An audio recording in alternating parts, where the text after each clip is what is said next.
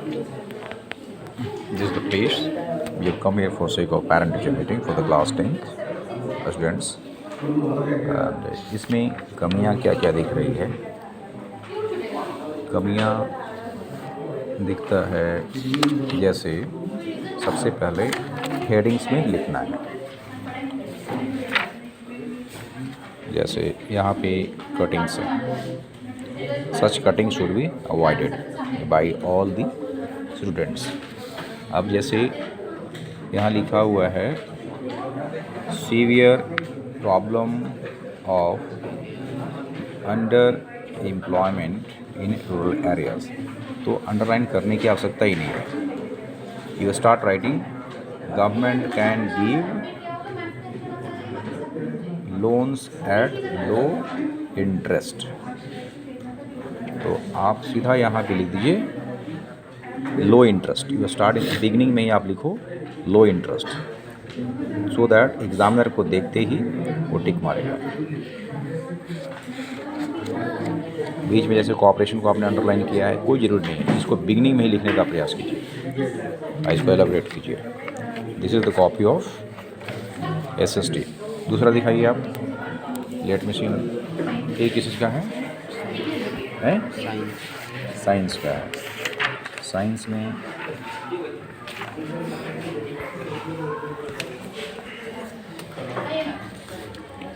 Okay, ये सब diamond आपने, ये क्या क्वेश्चन था HIV वाला? वो हेपेटाइटिस ITIS मतलब ये इन्फेक्शन होता है। हाँ, ये आपका ठीक चल रहा है। यहाँ पे ये क्या है? ऑर्गेनिज्म। देखिए अब O की जो ऑर्गेनिज्म कैसे लिखा आपने? ऐसा लग रहा है जैसे A है, नहीं लग रहा है। सो O क्लियरली आप O लिखिए। अब देखिए दोबारा आपको दिखाता हूँ, ये छोटी छोटी मिस्टेक्स हैं जो आपको, ये देखिए यहाँ पे आपने A लिखा है ना, एब्जॉर्ब्स, और यहाँ आपने O लिखा है, ठीक है ना, बहुत कम डिफरेंस है। So it should be written absorb, O आप ऐसे करके ऐसे लिखो, ऑब्जर्प्शन। E और O में डिफरेंस। सिमिलरली आपका E में प्रॉब्लम आया था ना,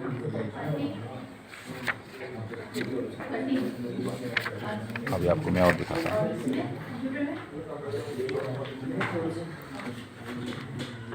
ये आपने जो स्केच जो बनाया है पेन से बना दिया है, कोशिश करो टक से पेंसिल लेकर के बनाने का प्रैक्टिस कीजिए।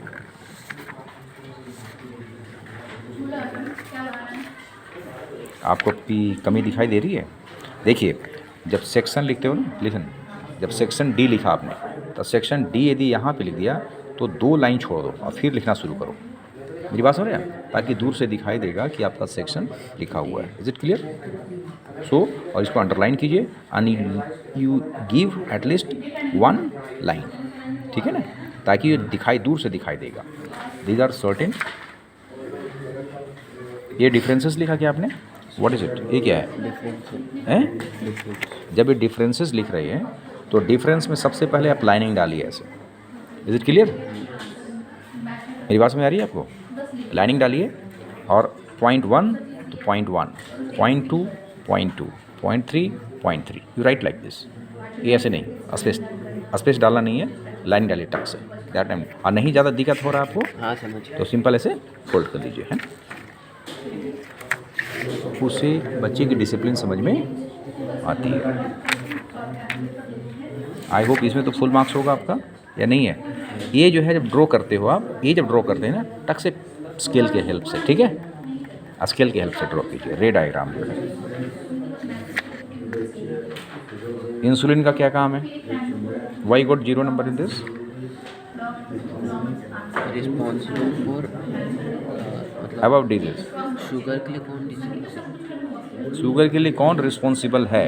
तो इंसुलिन है ना। अगर इंसुलिन होता तो शुगर लेवल कम होता है ना इंसुलिन से। हाँ। ग्लाइकोजन जब होता है तब शुगर लेवल बढ़ता है उससे। हाँ, तो अगर ग्लाइकोजन है तभी तो वो शुगर लेवल बढ़ा है, तो मैंने तो वही लिखा था ग्लाइकोजन। इसको पता कीजिए, ठीक है ना। क्वेश्चन है आपके पास ना? क्वेश्चन है ना घर में? क्वेश्चन बुक नहीं, क्वेश्चन नहीं मिला है क्या आपको? क्यों मिला है, रखता नहीं। तो क्या कर दिया उसको? होगा, रखा हो, है रखा हो।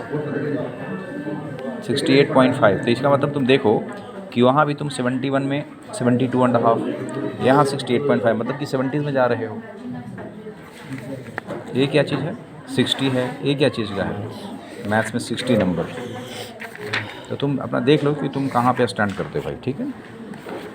ये जो कटिंग में जो समय लग गया ना, जब प्रैक्टिस करेंगे तो आपको ये चीज़ें नहीं मिलेगा, ठीक है।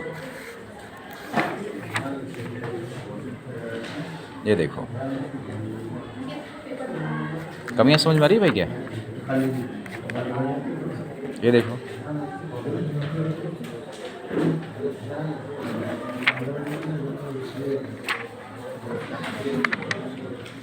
Do not right units while solving. हाँ, ये लिखने की आवश्यकता नहीं है, वो तुम उसी हिसाब से तो ये तो अंडरस्टूड चीज़ है कि तुम लिख ही रहे हो भाई, समय बर्बाद किया तुमने, ठीक है।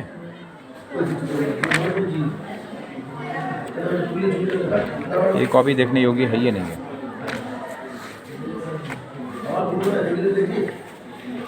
ये वाला किसी कॉपी भाई है? इंग्लिश बोलने के तरीके में सुधार कर लो अपना, ठीक है, नहीं तो इसे ही बुरा हाल होगा।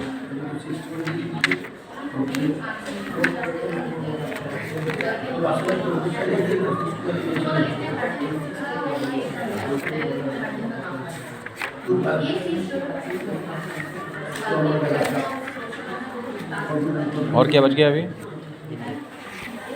ये क्या है? इसमें तो 60% भी नहीं है तुम्हारा। 80 में से 57 है ये। ये कितने में से था? तो कंप्यूटर है 50 में से। इसमें क्या क्या कमियाँ दिख रही है हिंदी वाला में? स्पेलिंग और 2 छोड़ दिए थे, 3 छोड़ दिए थे, स्पेलिंग और लाइन मिस्टेक। बहुब्रीही, समास में पूरा है। ये क्या लिखा है? पौरुष, पौरुष, डबल होगा।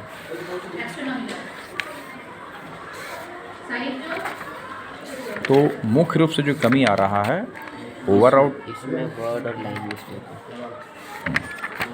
है और कॉम्प्रिहेंशन में कट। हाँ, तो रीडिंग हो गया, राइटिंग स्पेलिंग मिस्टेक हो गया, ओवर राइटिंग हो गया, और ढंग से टू दी पॉइंट लिखने की बात हो रही है, ठीक है ना भाई। अंडरलाइन करके लिखना, ये बहुत इंपॉर्टेंट है। अब इस पर इतना वर्कआउट करना शुरू कर देना, ठीक है भाई, तभी जाकर के इम्प्रूवमेंट होगा, नहीं तो improvement, you are not going to have improvement all together.